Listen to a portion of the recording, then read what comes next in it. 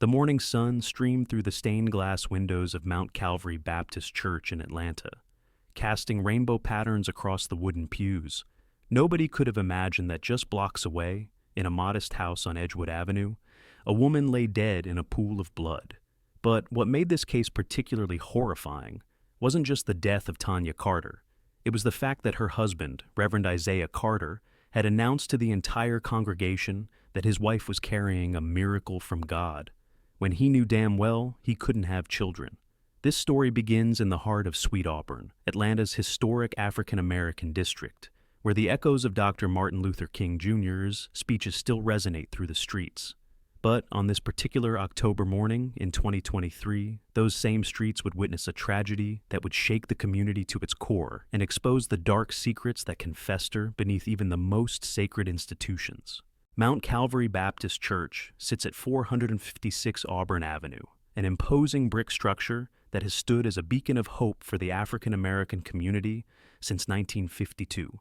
The church was built during the height of the civil rights movement, when black churches served not only as places of worship, but as centers of resistance against racial oppression. Even in 2023, Sweet Auburn still bears the scars of historical racism. The neighborhood that once thrived as the richest Negro street in the world has struggled with urban decay, gentrification, and the persistent effects of systemic inequality.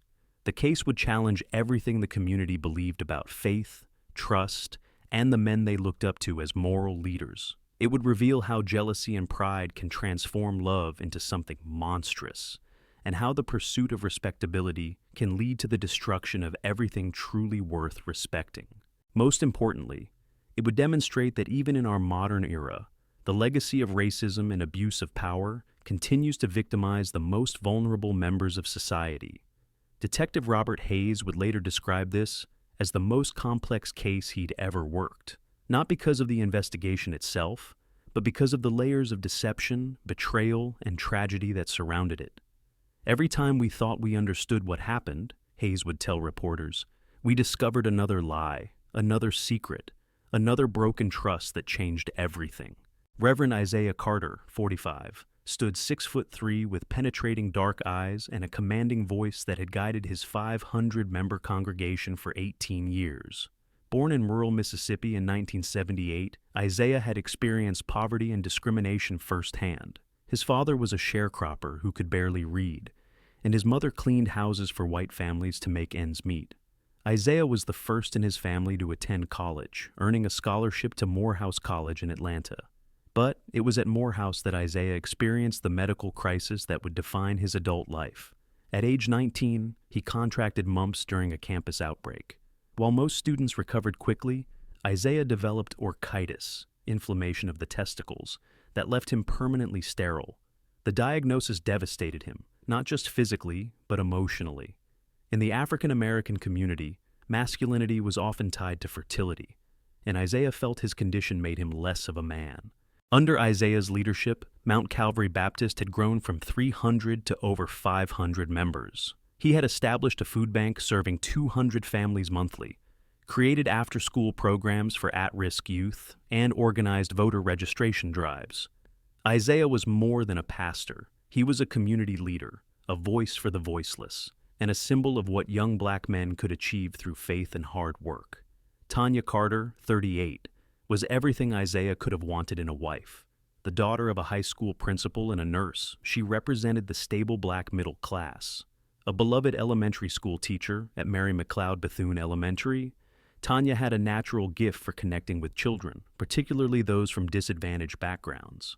They met in 2011 at a community forum on educational inequality, and their proper courtship was conducted under the watchful eyes of the congregation. When Isaiah proposed during a Sunday service in 2012, it was a community celebration.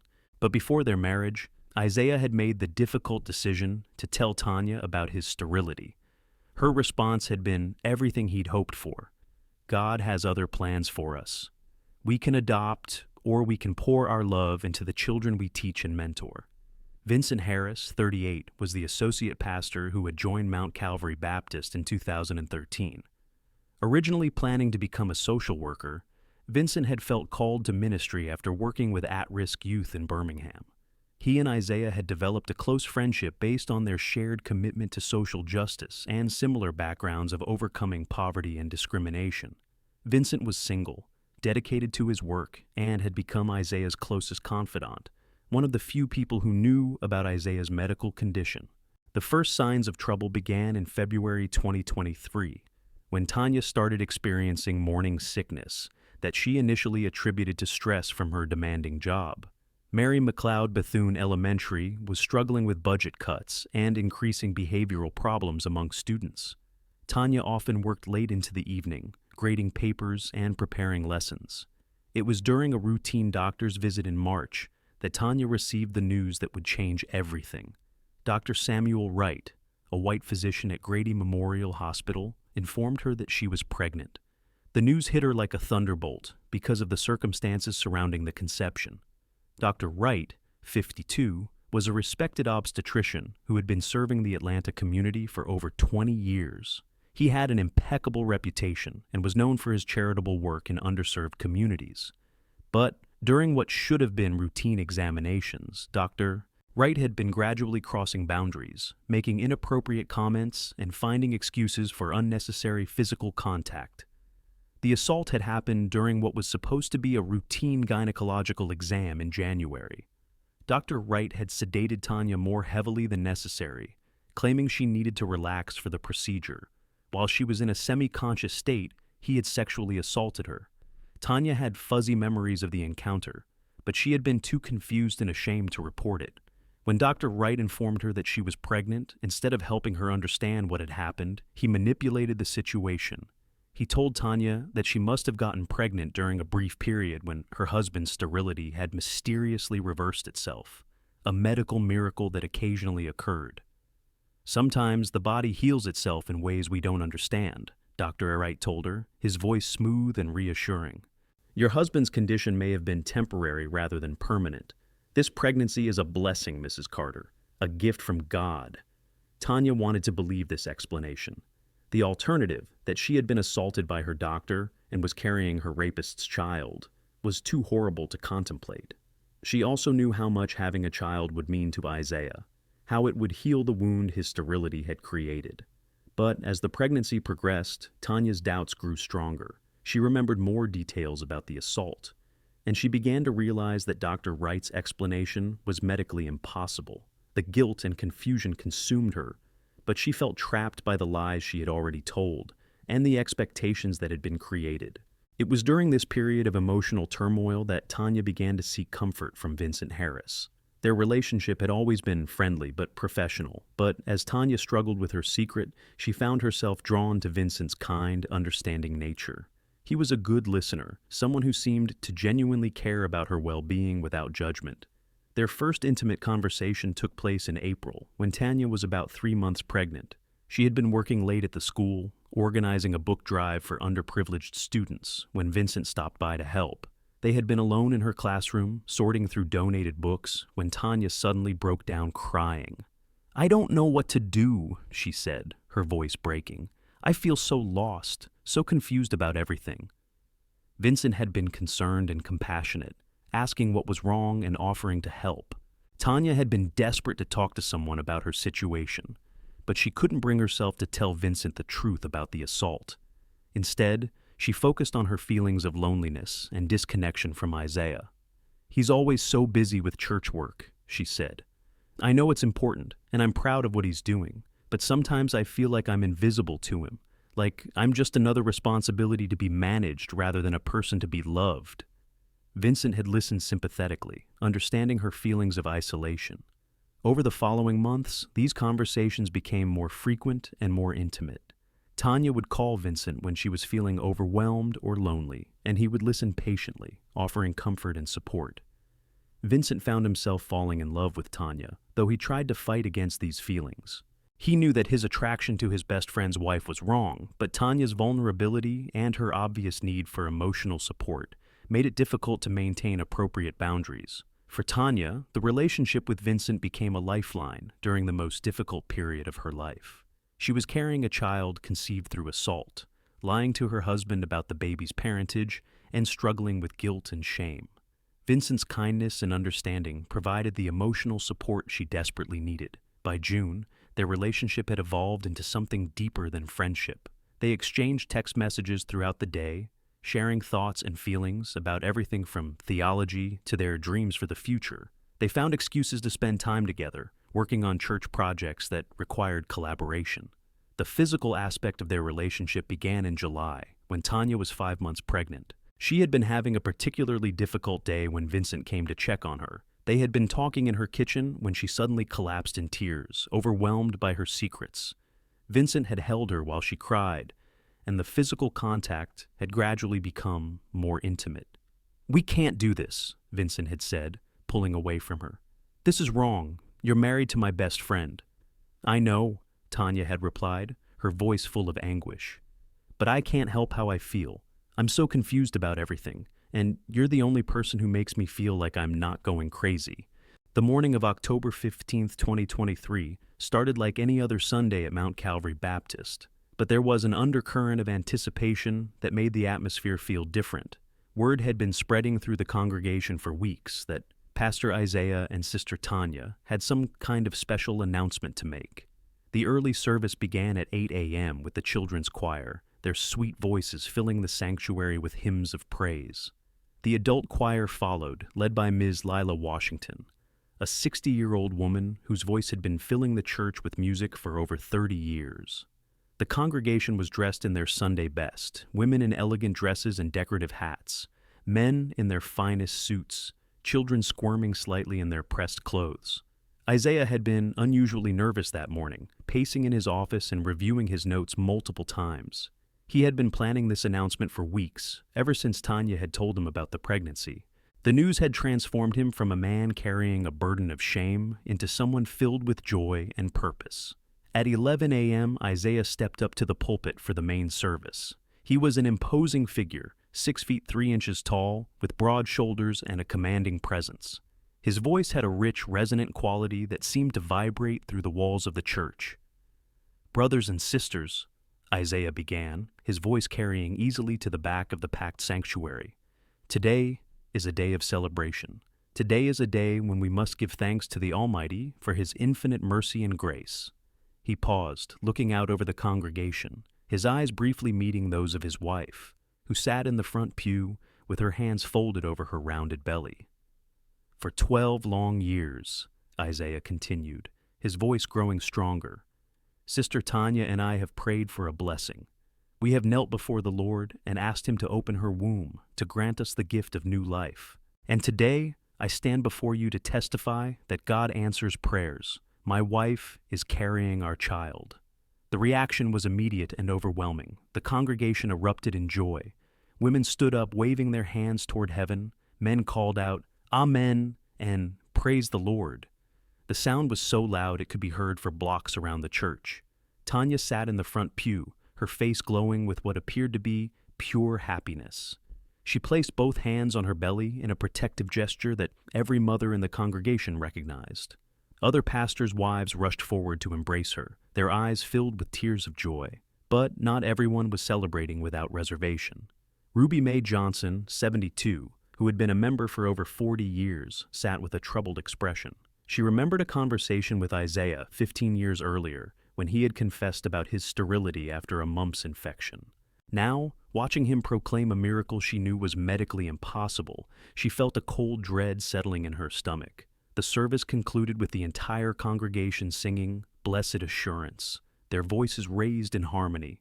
Isaiah closed with a prayer of thanksgiving, his voice trembling with what the congregation interpreted as overwhelming gratitude. After the service, the congregation gathered in the fellowship hall for their traditional Sunday dinner. The basement room buzzed with excitement as women brought out their finest dishes: fried chicken, collard greens, macaroni and cheese, cornbread, and sweet potato pie. Isaiah and Tanya were the center of attention, surrounded by well-wishers offering congratulations and advice. But Diana Foster, Tanya's best friend and fellow teacher, noticed something troubling. There was something forced about Tanya's joy, a tension that those who knew her well could sense. When Diana pulled her aside, Tanya's response was too emphatic. "I'm fine, Diana, just overwhelmed, you know." In the days following the announcement, the weight of the deception began to take its toll on everyone involved. Isaiah threw himself into preparing for fatherhood with an intensity that bordered on obsession. He ordered books on parenting, began researching cribs and baby furniture, and spent hours discussing names and nursery decorations with Tanya. But beneath his excitement, Isaiah carried a nagging doubt that he couldn't quite shake. He had never questioned his medical diagnosis before, but now he found himself wondering if the doctors had been wrong, if there was some chance that his condition had improved over the years. The alternative, that Tanya had been unfaithful, was too devastating to contemplate. Vincent, meanwhile, was struggling with his own emotional turmoil.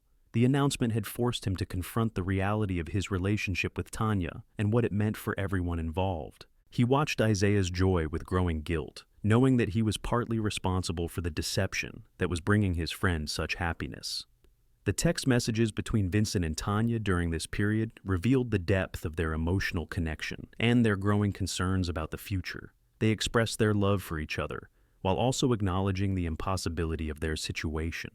"I can't keep lying to him," Tanya wrote to Vincent.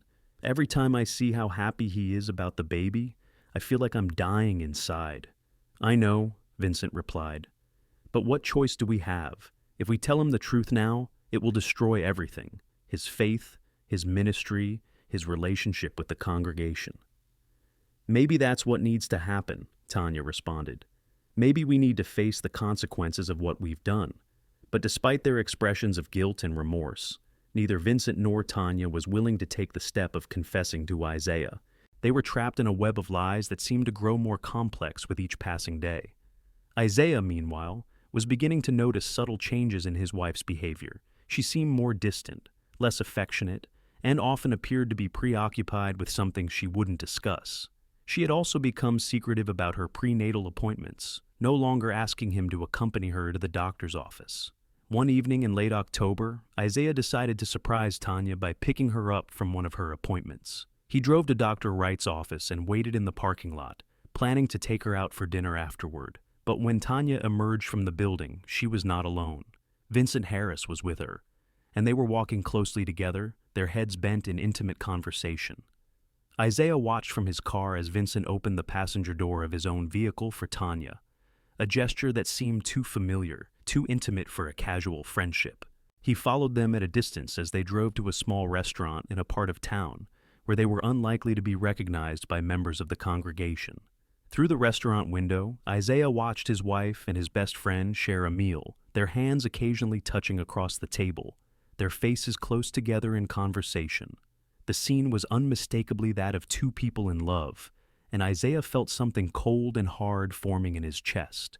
He sat in his car for over an hour, watching them through the window, his mind racing as he tried to process what he was seeing. When they finally left the restaurant, Vincent walked Tanya to her car, and they embraced in the parking lot, not the casual hug of friends, but the intimate embrace of lovers. That night, Isaiah lay awake in bed next to his sleeping wife, his mind churning with questions and suspicions. He thought about the pregnancy, about the medical impossibility of his fathering a child, about the intimate scene he had witnessed at the restaurant. Slowly, pieces of a puzzle he hadn't even known existed began to fall into place. The next morning, October 25th, Isaiah waited until Tanya left for school before beginning his investigation. He had spent the night wrestling with his suspicions, trying to convince himself that he had misinterpreted what he had seen. But in the cold light of morning, he knew he needed to find out the truth. Tanya's phone was charging on the nightstand where she had left it, forgotten in her hurry to get to school. Isaiah picked it up with trembling hands, knowing that what he might find could destroy his marriage and his faith. He knew her passcode. It was the date of their wedding anniversary, a romantic gesture that now felt like a cruel joke. What he found in her text messages was worse than he had imagined. Months of intimate communications with someone identified as Vincent in her contacts. The messages were tender and romantic, filled with expressions of love and longing that should have belonged only to Isaiah. "I felt the baby move today," read one message from Tanya. "I wish you could have been there to feel it too." Vincent's response was immediate. "I wish I could have been there too, my love. Soon we'll be together always, and I'll be able to feel every kick, every movement. I can't wait to hold our child in my arms." Isaiah read through message after message, each one feeling like a knife thrust to his heart. There were ultrasound photos that Tanya had shared with Vincent, excited discussions about baby names, and plans for a future that didn't include Isaiah at all. But it was a series of messages from the previous week that nearly caused Isaiah to collapse. Tanya, I'm scared, Vincent. Isaiah is getting suspicious. He keeps asking questions about the doctor's appointments. Vincent, don't worry, darling. Everything will work out. Once we tell him the truth, we can finally be together. Tanya, I don't know if I can do this. He's been so excited about the baby, so happy. How can I destroy that? Vincent, you're not destroying anything, sweetheart. You're setting us all free. Isaiah deserves to know the truth, and we deserve to be together. I love you, and I love our baby. Isaiah's hands shook so violently that he could barely hold the phone. The betrayal was complete and devastating. Not only had his wife been unfaithful, but she and Vincent had been planning to leave him, to take the child he had believed was his and build a new life together. The most painful aspect of the discovery was the casual way they discussed him in their messages. They wrote about him with a mixture of pity and condescension, as if he were some pathetic figure who deserved to be deceived for his own good. They discussed his emotional fragility, his ego, his inability to handle the truth. He's been so happy lately, Tanya had written. I almost feel bad about taking that away from him. He's a good man, Vincent had replied, but he's not the right man for you. You deserve someone who can love you completely, who can give you the family you've always wanted. The condescension was unbearable. They were discussing his life, his future, his happiness, as if he had no say in the matter. They had made decisions that would affect him forever, without even consulting him. As Isaiah read through the messages, a cold rage began to build inside him. He had always thought of himself as a man of God, someone who believed in forgiveness and redemption. But now he found himself consumed by thoughts of revenge, of making Vincent and Tanya pay for what they had done to him. He spent the rest of the day in his study, reading through every message, studying every photo, trying to understand how his life had been destroyed so completely. The timeline became clear. The emotional affair had started about 6 months ago, around the time Vincent had been helping Tanya with a community service project. What had begun as professional collaboration had evolved into emotional intimacy, and eventually into a full physical relationship. But what enraged Isaiah most was the realization that Vincent had used the knowledge of his medical condition, information Isaiah had shared in confidence, to manipulate Tanya's emotions and win her affection. Vincent had known that Isaiah couldn't father children, and he had used that knowledge to position himself as the answer to Tanya's longing for a family. That evening, Isaiah drove to Vincent's apartment in Cascade Heights, his mind cold and focused on the confrontation ahead. He had spent hours planning what he would say, how he would handle Vincent's inevitable denials and excuses. But as he climbed the stairs to Vincent's second-floor apartment, he found himself strangely calm. Vincent answered the door immediately, as if he had been expecting someone.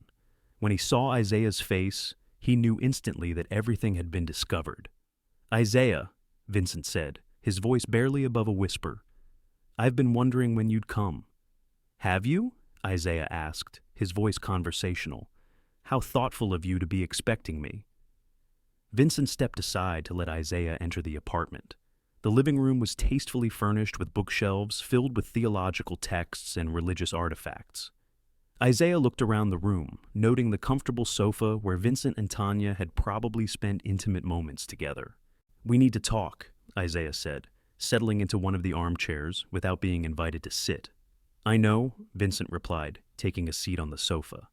"I've been dreading this conversation for months." "Have you?" Isaiah's eyebrows raised slightly. "Then why didn't you have it sooner? Why did you let me make a fool of myself in front of the entire congregation?" Vincent looked down at his hands, unable to meet Isaiah's gaze.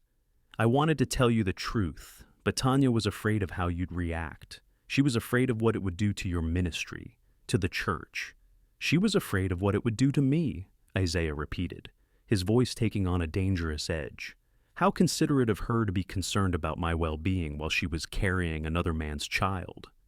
"It wasn't supposed to happen like this," Vincent said, his voice filled with anguish.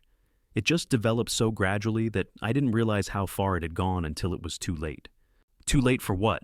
Isaiah asked. Too late to remember that you were supposed to be my friend? Too late to remember your vows as a minister? Too late to consider the consequences of your actions? Vincent finally looked up, his eyes filled with tears. I'm sorry, Isaiah. I'm truly sorry for the pain I've caused you. I never meant for any of this to happen. But it did happen, Isaiah said, his voice growing louder. You seduced my wife, you fathered my child, and you planned to destroy my marriage, and you did it all while pretending to be my friend and colleague. I didn't seduce her, Vincent protested. She came to me because she was lonely, because she needed someone to talk to. She was unhappy in her marriage, Isaiah. So you comforted her, Isaiah said, standing up from his chair. You were there for her when her husband wasn't. How noble of you. I love her, Vincent said, his voice breaking. I love her more than anything in this world, and she loves me too. What we have is real, Isaiah. It's not some sordid affair. You love her, Isaiah repeated, his voice dropping to a whisper. You love her more than I do. You love her better than her own husband. Yes, Vincent said, his voice growing stronger. I love her better than you do. I see her as she really is, not as some trophy wife to enhance your ministry. I appreciate her intelligence, her kindness, her passion for life. The words hit Isaiah like a physical blow. You think I don't appreciate my wife? You think I don't love her enough? I think you love your ministry more than you love Tanya, Vincent said, his fear making him reckless. I think you're more concerned about your reputation than you are about your marriage. Isaiah stared at Vincent for a long moment, his face a mask of cold fury. You're right, he said finally. I do love my ministry. I love the work we've built together, the community we've served, and you've destroyed it all. I haven't destroyed anything, Vincent said, standing up from the sofa. I've given Tanya the love and attention she deserves.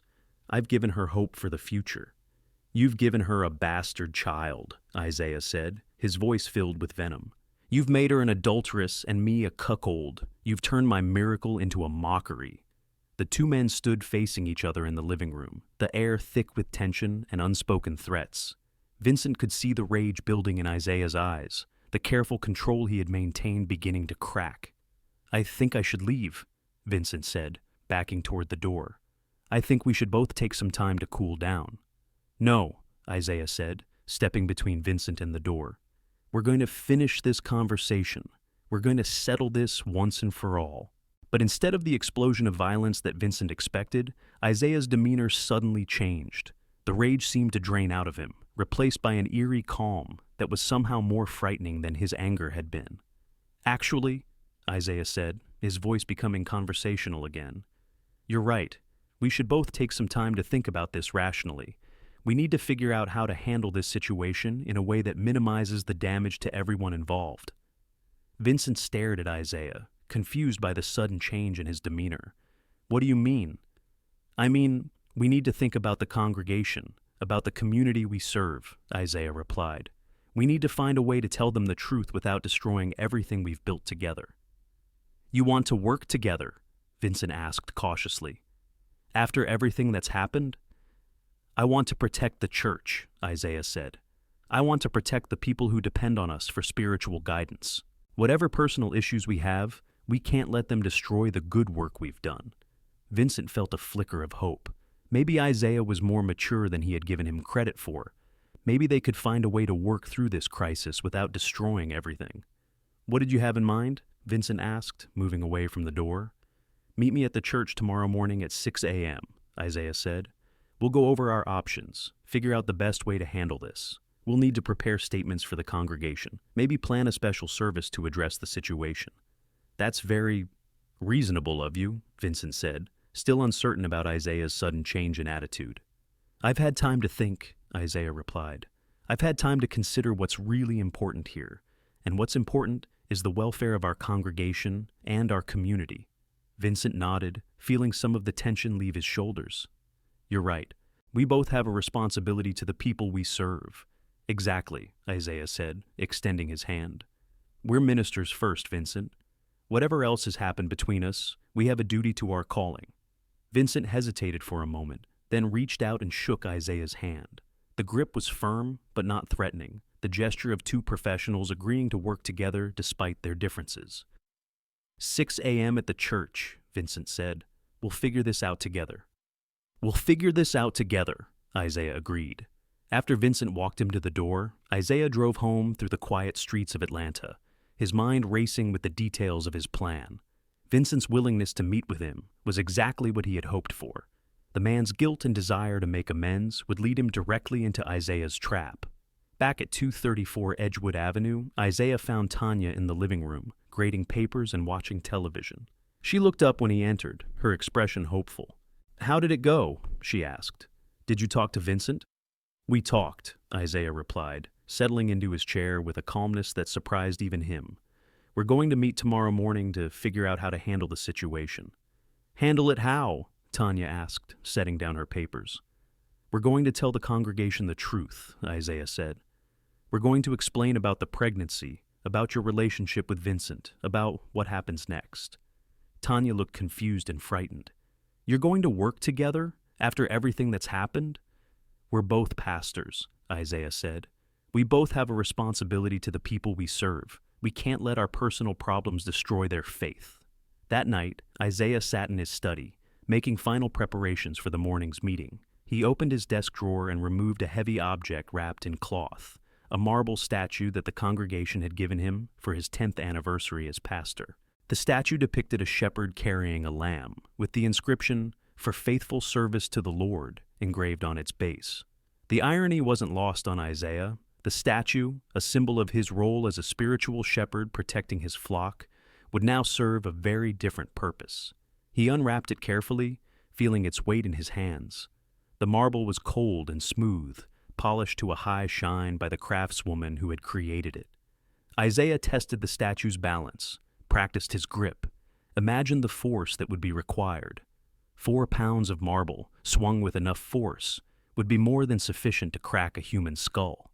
Vincent would arrive at the church expecting to have a rational conversation about their situation. Instead, he would find Isaiah waiting with questions that demanded answers, with a judgment that demanded satisfaction. Wednesday morning, October 26th, arrived gray and cold, with a fine mist that made the streets of Atlanta slick and treacherous. Isaiah had been awake since 4 a.m., sitting in his study with a cup of coffee that had long since grown cold, reviewing his plan one final time.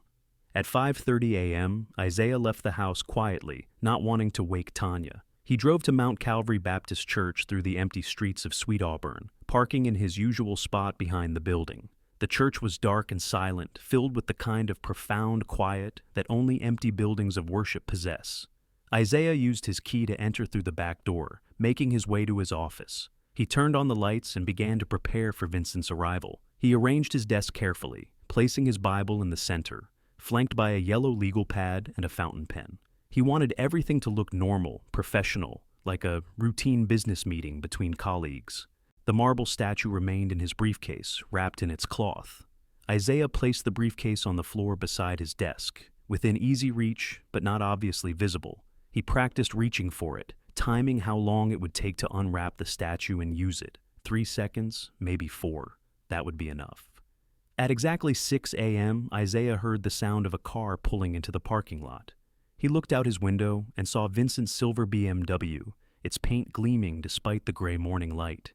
Vincent sat in his car for a moment, as if gathering his courage, before getting out and walking toward the church. Isaiah listened to the sound of footsteps in the hallway, the soft knock on his office door. He took a deep breath, composed his expression into a mask of professional calm, and called out, "Come in." Vincent entered the office, looking nervous and exhausted. He was wearing casual clothes, khakis and a polo shirt, and his hair was disheveled, as if he had run his hands through it repeatedly. Dark circles under his eyes suggested he hadn't slept much. "Isaiah," Vincent said, closing the door behind him, "thank you for agreeing to meet with me. I know this is difficult for both of us." "Sit down," Isaiah said, gesturing to the chair across from his desk. "We have a lot to discuss." Vincent sat down, his eyes immediately drawn to the family photos on Isaiah's desk. Pictures of Isaiah and Tanya at their wedding, on vacation, at church events. The images seemed to mock him, reminding him of the happiness he had helped destroy. "I've been thinking about what you said last night," Vincent began, "about finding a way to handle this that protects the church and the community. I think you're right. We need to put the needs of our congregation ahead of our personal problems." "I'm glad you feel that way," Isaiah replied, opening the yellow legal pad in front of him, "because what I'm about to tell you is going to be difficult to hear." Vincent tensed, sensing something in Isaiah's tone that made him uneasy. "What do you mean?" "I mean that I've been doing some research," Isaiah said, his voice taking on the authoritative tone he used in the pulpit. "I've been looking into the timeline of your relationship with my wife, trying to understand exactly when and how this betrayal began." Vincent's face went pale. "Isaiah, I don't think that's—" "I found her phone," Isaiah continued, ignoring Vincent's interruption. "I found all the messages between you two, months of them.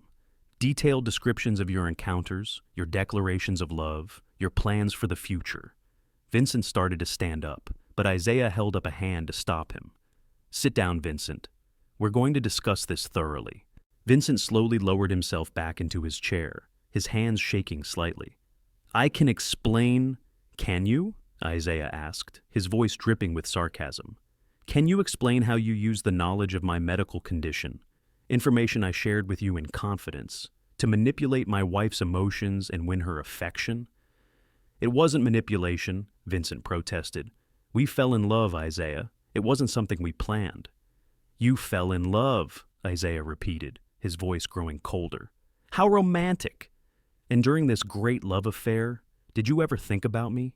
Did you ever consider what this would do to our friendship, to our ministry, to the congregation we serve?" "Of course I did," Vincent said, his voice breaking. "I thought about it every day. The guilt was killing me, but I couldn't help how I felt about her." "You couldn't help how you felt," Isaiah said, standing up from his chair. "So you decided to act on those feelings. You decided to seduce my wife and father my child." "I didn't seduce her," Vincent said, his voice rising. "She came to me because she was lonely, because she needed someone to talk to. She was unhappy in her marriage, Isaiah. She felt neglected and unappreciated."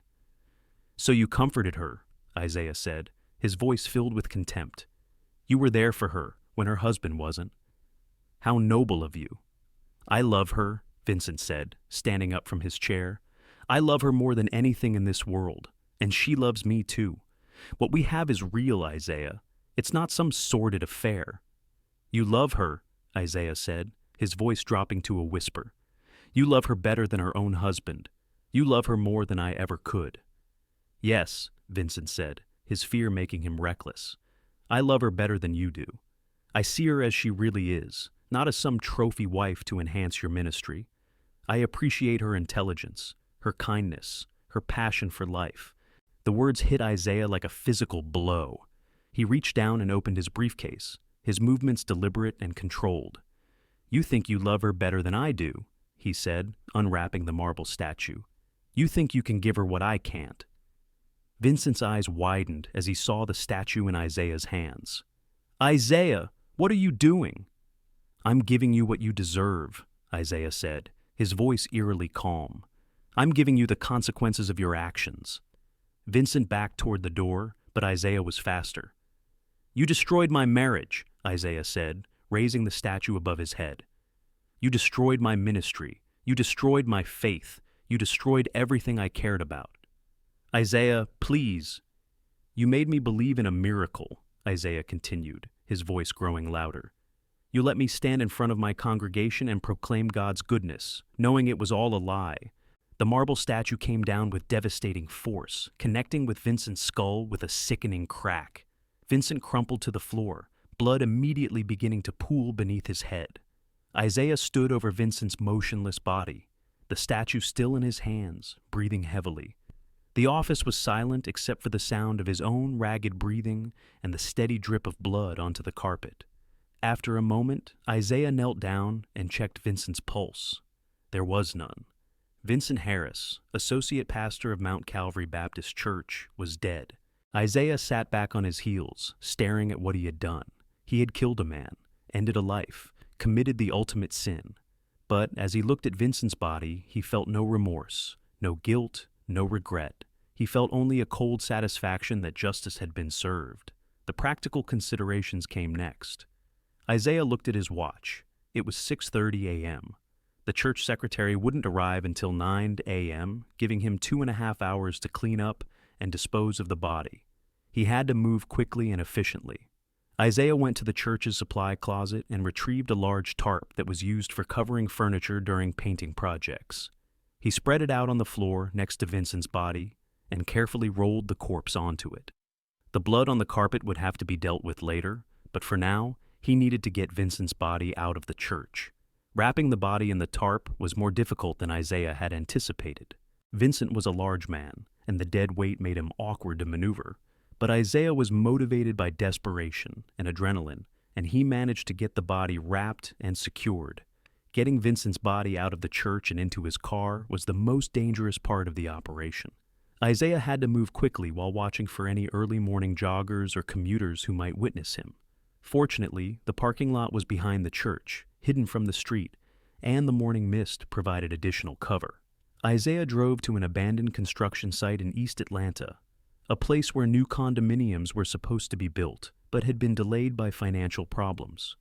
The site was surrounded by a chain-link fence, but Isaiah knew where there was a gap that would allow him to access the property. He dragged Vincent's body to a secluded corner of the construction site and used a shovel from his car to dig a shallow grave. The ground was hard and the work was exhausting, but Isaiah was driven by the need to cover his tracks. By the time he finished, he was covered in dirt and sweat, but Vincent's body was buried where it was unlikely to be found. Isaiah returned to the church and spent the next hour cleaning up the evidence. He used bleach to scrub the blood from his office carpet, moved furniture to cover the stains, and disposed of the bloody rags in a dumpster several blocks away. He cleaned the marble statue thoroughly and rewrapped it, placing it back in his briefcase. By 8:30 a.m., Isaiah was back home, showering and changing clothes before Tanya woke up. When she came downstairs for breakfast, she found him sitting at the kitchen table, reading the newspaper and drinking coffee as if nothing had happened. "How did your meeting with Vincent go?" she asked, pouring herself a cup of coffee. "It went well," Isaiah replied, not looking up from his paper. "We worked everything out." "At the pool, what did you decide?" Tanya asked, sitting down across from him. "What's going to happen with the situation?" "Vincent has agreed to step back," Isaiah said calmly. "He's going to leave Atlanta, find a position at another church. He realizes that his presence here would only cause more problems." Tanya looked confused. "Really? That doesn't sound like him. He was so passionate about us being together, about raising the baby as a family." "People change their minds," Isaiah said, finally looking up from his paper. "Sometimes they realize that what they want isn't what's best for everyone involved." "But what about the baby?" Tanya asked, her hand moving instinctively to her belly. "What about the truth about the pregnancy?" "Vincent and I have agreed to keep that between us," Isaiah said. "As far as the congregation is concerned, you're carrying our miracle child. That's the story we're going to stick with." Tanya stared at her husband, trying to read his expression. There was something different about him this morning, something that made her uneasy. The anger from the past few days had been replaced by an almost supernatural calm that was somehow more frightening than his rage had been. "Are you sure about this?" she asked. "Are you sure you can live with knowing the truth?" "I can live with it," Isaiah said, his voice cold and final. "The question is, can you?" Later that morning, when Vincent failed to show up for his scheduled appointments at the church, the secretary called his apartment.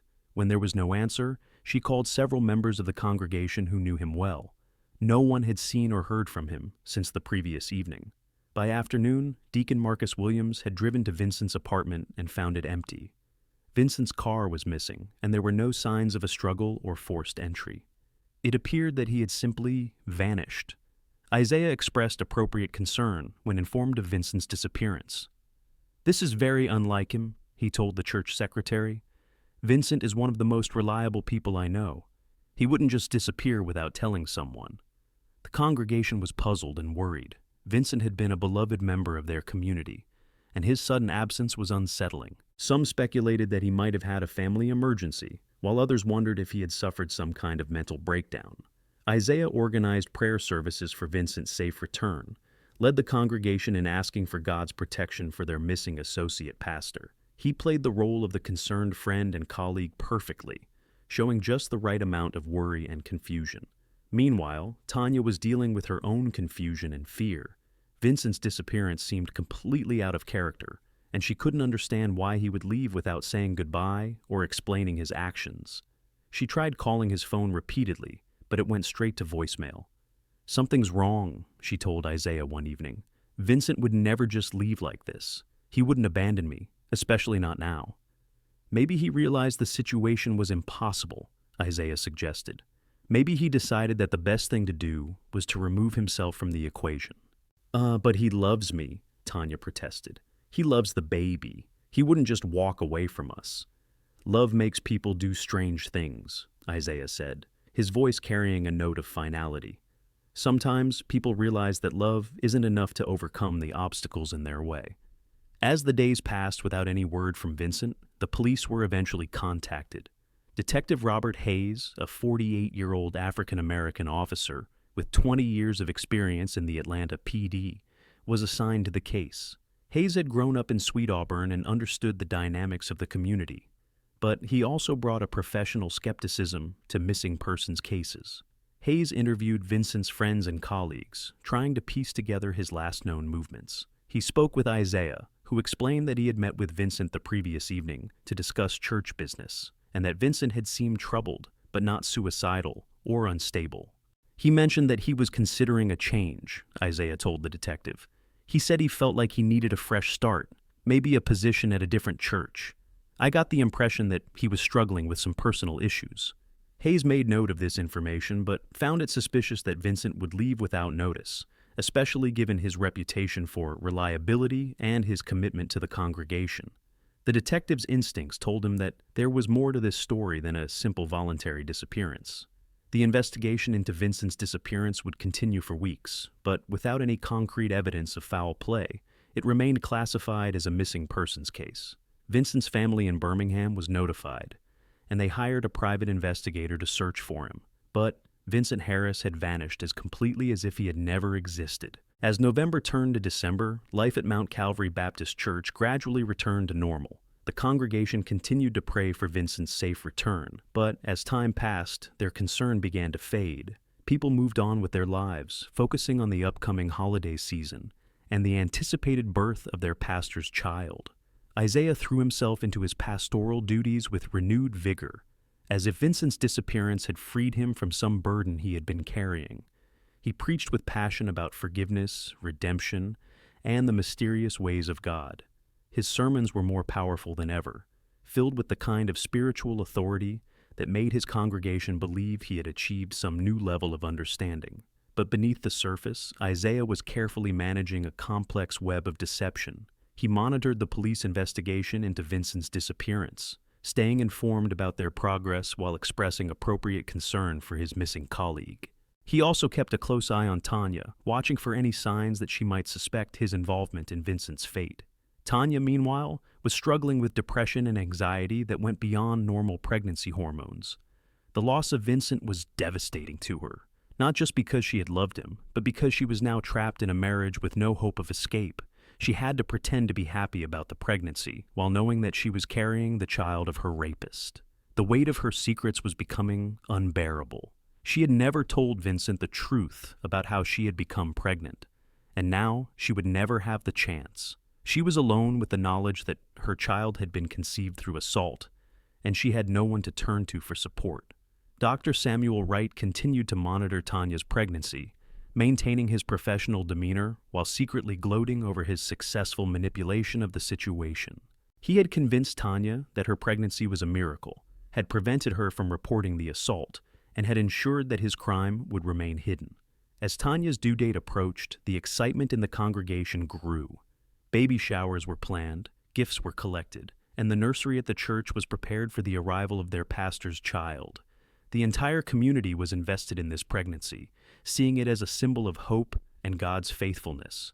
But the closer Tanya came to giving birth, the more her mental state deteriorated. She was haunted by nightmares, plagued by anxiety attacks, and increasingly unable to maintain the pretense of happiness. She began to withdraw from her friends and colleagues, isolating herself in her home and avoiding social situations. Diana Foster, Tanya's best friend, noticed the changes and became increasingly concerned. She tried to reach out to Tanya, offering support and companionship, but Tanya seemed to be sinking deeper into depression with each passing day. "I'm worried about her," Diana told her husband one evening.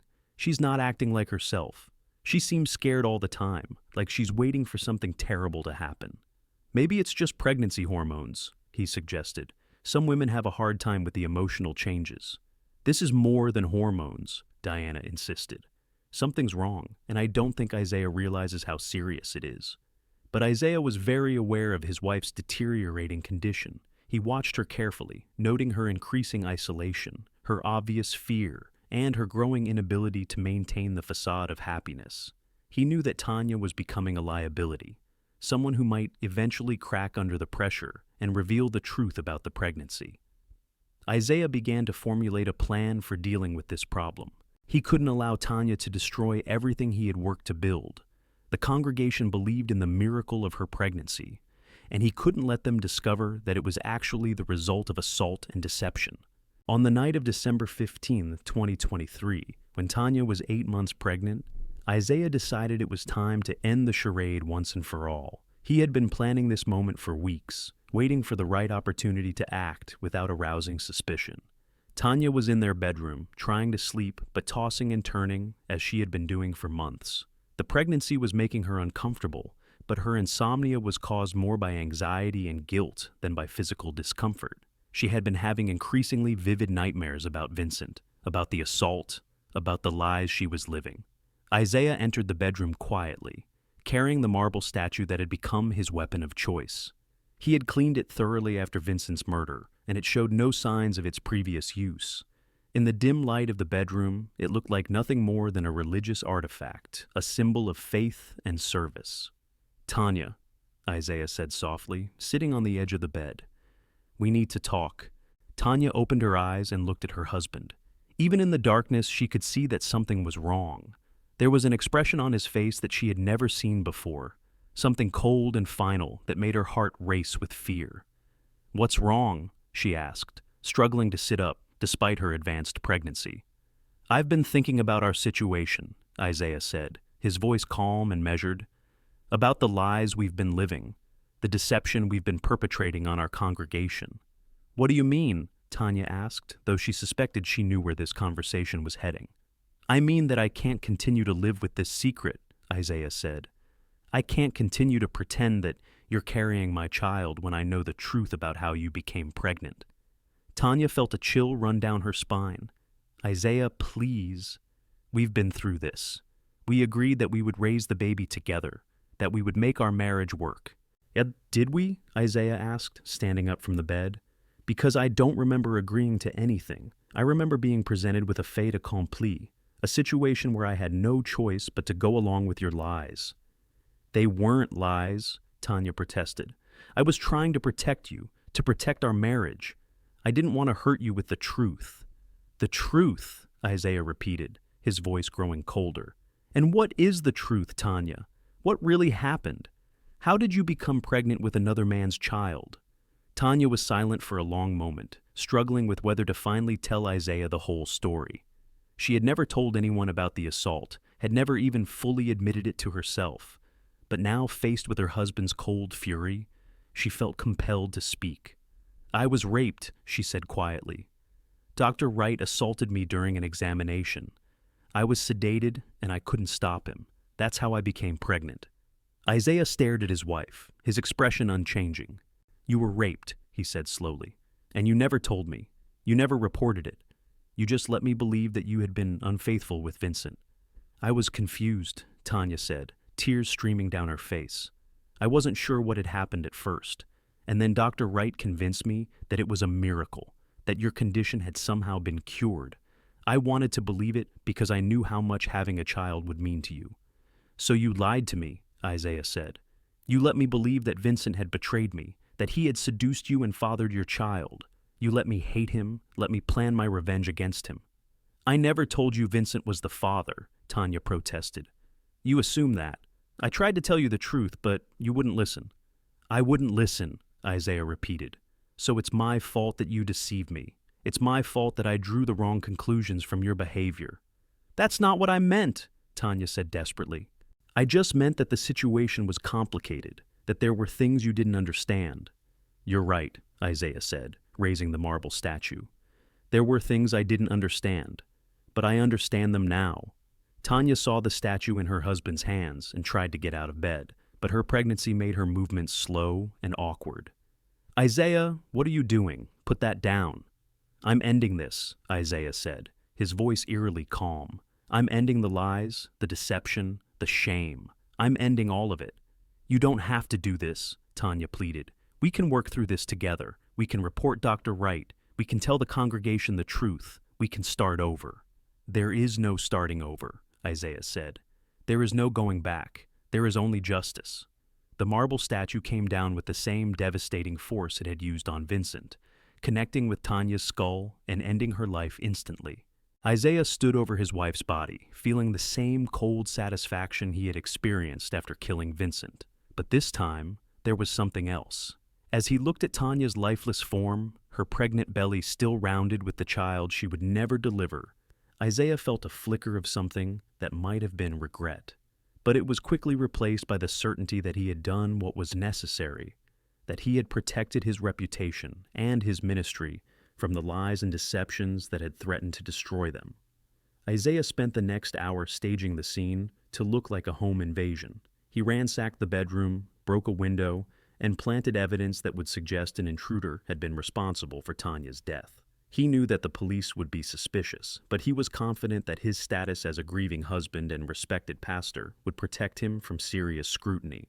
When he was finished, Isaiah called 911, reporting that he had returned home from a late church meeting to find his wife dead.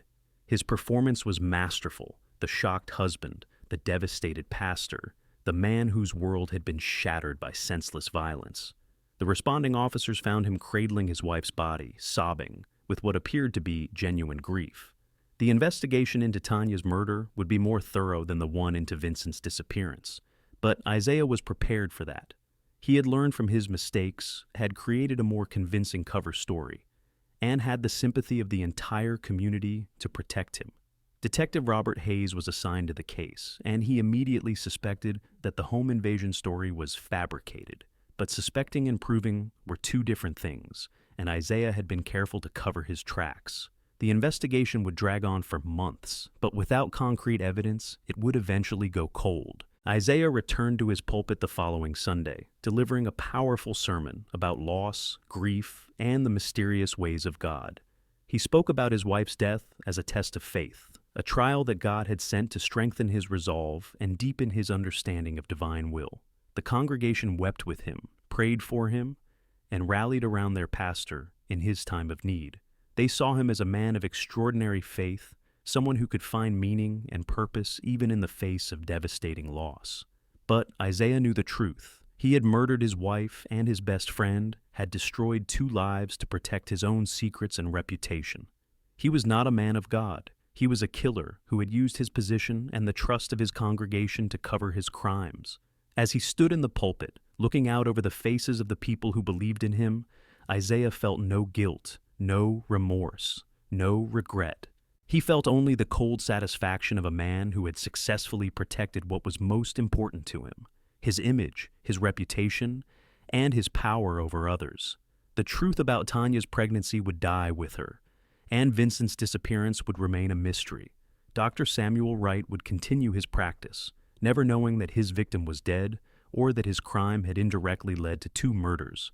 Isaiah Carter would continue to serve as pastor of Mount Calvary Baptist Church, preaching about love, forgiveness, and redemption while hiding the darkest of secrets. He had gotten away with murder, and he knew that his position and reputation would protect him from ever being held accountable for his crimes. But the story was far from over. The truth has a way of surfacing, even when it seems buried beyond recovery. And Detective Robert Hayes was not the kind of man who gave up easily when he suspected that justice had not been served. 3 months after Tanya's murder, Detective Robert Hayes was still haunted by the case. The official investigation had stalled, but Hayes couldn't shake the feeling that Isaiah Carter was hiding something. The pastor's grief seemed genuine, but there were inconsistencies in his story that troubled the experienced detective. Hayes had grown up in Sweet Auburn, and he understood the dynamics of the black church community. He knew that pastors were held to a higher standard, that their moral authority made them almost untouchable when it came to serious accusations. But he also knew that power could corrupt, that even men of God were capable of terrible acts when pushed to their limits. The breakthrough came from an unexpected source. Ruby Mae Johnson, the elderly church member who had been suspicious of Isaiah's miracle announcement, approached Hayes with information that would crack the case wide open. "Detective," she said, settling into the chair across from his desk, "I've been thinking about Pastor Isaiah and all the tragedies that have befallen our church. First Vincent disappears, then Sister Tanya is murdered. It seems like an awful lot of misfortune for one congregation." Hayes leaned forward, sensing that Ruby Mae had more to say. "What exactly are you thinking, Mrs. Johnson?" "I'm thinking that sometimes the shepherd becomes the wolf," she said quietly. "I'm thinking that maybe we've been trusting the wrong man to lead our flock." Ruby Mae told Hayes about her conversation with Isaiah 15 years earlier, about his confession regarding his sterility, about the medical impossibility of Tanya's pregnancy. She also shared her observations about the changes in Isaiah's behavior, the forced nature of his joy, and the fear she had seen in Tanya's eyes. "That boy couldn't have fathered a child any more than I could fly to the moon," Ruby Mae said firmly. "So either God performed a miracle, or that baby came from somewhere else. And if it came from somewhere else, that means there was deception involved. And deception has a way of leading to darker things." Hayes felt the pieces of the puzzle beginning to fall into place. If Isaiah knew he couldn't father children, then Tanya's pregnancy would have been evidence of infidelity. That would provide motive for murder. But what about Vincent's disappearance? What role had he played in this tragedy? The detective decided to take a more aggressive approach to the investigation. He obtained a warrant to search Isaiah's home and church office, looking for any evidence that might link him to the crimes. What he found was more than he had dared to hope for. Hidden in a false bottom of Isaiah's desk drawer was a collection of items that told the story of his crimes. There were printouts of text messages between Tanya and Vincent, revealing their emotional affair. There were medical records confirming Isaiah's sterility. And most damning of all, there was a blood-stained cloth that had been used to clean the marble statue after Vincent's murder. But the evidence that would ultimately convict Isaiah came from an unexpected source. While searching the church, Hayes's K9 unit dog, Duke, detected something unusual in the basement. Following Duke's lead, investigators found traces of blood that had seeped through the floorboards from Isaiah's office above. Forensic analysis revealed that the blood belonged to Vincent Harris, and the spatter pattern suggested that he had been killed in Isaiah's office. The pieces of the puzzle were finally coming together, and Hayes knew he had enough evidence to arrest Isaiah Carter for murder. The arrest took place on a Sunday morning, just as Isaiah was preparing to deliver his sermon. Hayes and his team surrounded the church, waiting for the service to end before moving in. When they placed the handcuffs on Isaiah's wrists, the congregation watched in shocked silence. "Reverend Isaiah Carter," Hayes said, his voice carrying through the sanctuary. "You're under arrest for the murders of Vincent Harris and Tanya Carter. You have the right to remain silent." The congregation erupted in chaos. Some members screamed, others prayed, and many simply sat in stunned disbelief. Their spiritual leader, the man they had trusted with their souls, was being arrested for the most heinous of crimes. Isaiah maintained his composure as he was led away, but those who knew him well could see the mask finally slipping. The careful control he had maintained for months was cracking, and the cold, calculating killer beneath the pastoral exterior was beginning to show. The trial of Isaiah Carter became a media sensation, drawing attention from across the country. The case had everything that captivated the public imagination: a respected religious leader, adultery, murder, and the dark secrets that can fester within even the most sacred institutions. During the trial, the full extent of Isaiah's deception became clear. Prosecutors revealed that he had murdered Vincent Harris in a fit of rage after discovering the affair, then had killed his wife to cover up the truth about her pregnancy. They painted a picture of a man so consumed by pride and the need to maintain his reputation that he was willing to commit the ultimate sin to protect his image. The defense tried to argue that Isaiah had been driven to temporary insanity by the betrayal he had suffered. They portrayed him as a man who had devoted his life to serving God and his community, only to be destroyed by the infidelity of his closest friend and his beloved wife.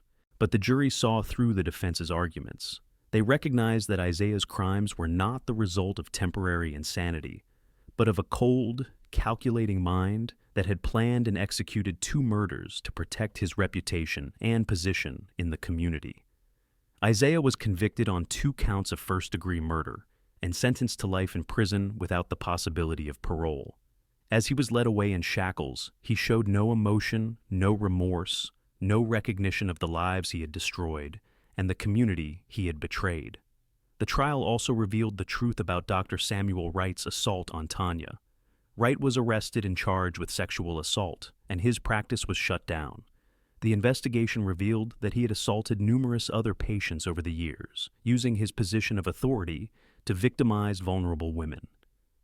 Mount Calvary Baptist Church struggled to recover from the scandal.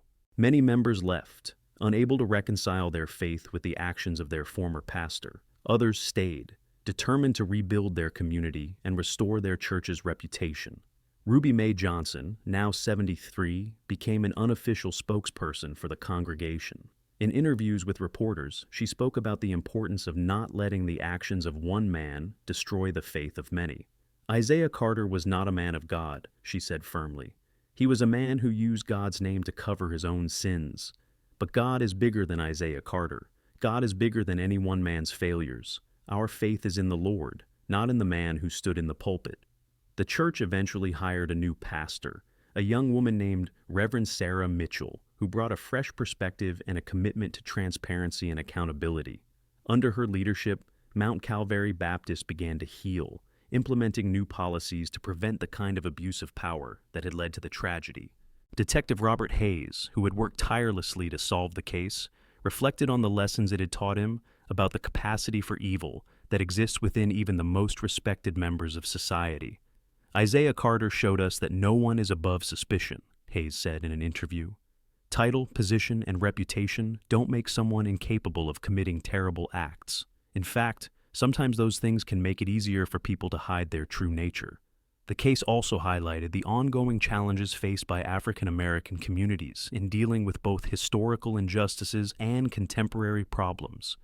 The abuse of power, the silencing of victims, and the protection of perpetrators were all issues that resonated far beyond the walls of Mount Calvary Baptist Church. Diana Foster, Tanya's best friend, established a foundation in her memory to support victims of sexual assault and domestic violence. The Tanya Carter Foundation provides counseling, legal assistance, and support services to women in need, ensuring that Tanya's legacy would be one of helping others rather than being remembered only as a victim. The story of Isaiah Carter serves as a powerful reminder that evil can hide behind the most respectable facades, that power can corrupt even those who claim to serve God, and that the truth, no matter how deeply buried, has a way of eventually coming to light. It also demonstrates the importance of speaking up when something doesn't feel right, of questioning authority when it seems to be failing, and of protecting the vulnerable members of our communities from those who would exploit their trust and power. But perhaps most importantly, the case reminds us that even in the face of the most devastating betrayals, communities can heal, faith can be restored, and justice can ultimately prevail.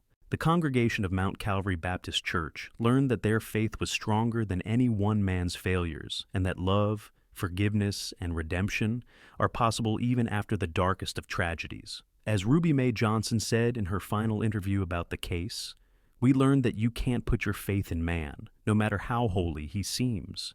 You have to put your faith in God, in truth, and in the power of a community that refuses to let evil triumph over good." The marble statue that Isaiah had used as a murder weapon was eventually melted down and used to create a memorial plaque for Tanya and Vincent. The plaque, installed in the church's memorial garden, reads, "In memory of those we have lost. May their lives remind us that love conquers all, that truth will always prevail, and that even in our darkest moments, we are never alone."